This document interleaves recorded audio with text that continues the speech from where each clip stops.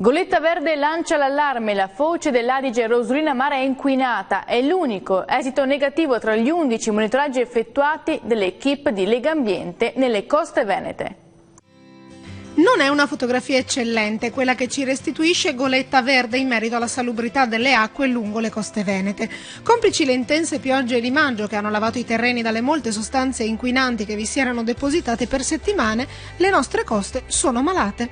Ciò che emerge dai campionamenti effettuati da Legambiente è che dopo 3 anni torna inquinata anche la foce del fiume Adige presso Rosolina Mare, una zona che dal 2015 non presentava più le criticità riscontrate negli anni precedenti.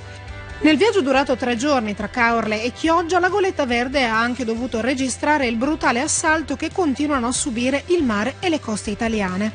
Il Veneto scala infatti la triste classifica dei reati legati al mare, piazzandosi al 4° posto per quelli commessi ogni singolo chilometro di costa.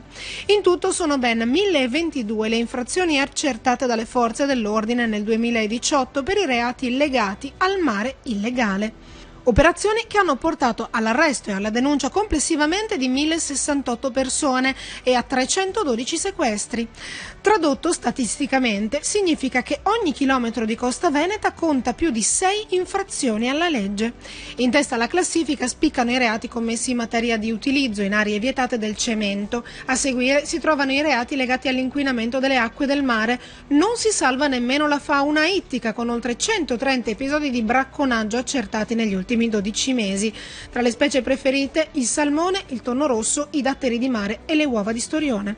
Ultimo, ma non meno importante per la salvaguardia dell'ecosistema marino, è il contrasto delle pratiche illecite della navigazione da diporto, sanzionate dalla Guardia di Finanza e dalla Capitaneria di Porto 129 volte, con relativi 99 sequestri.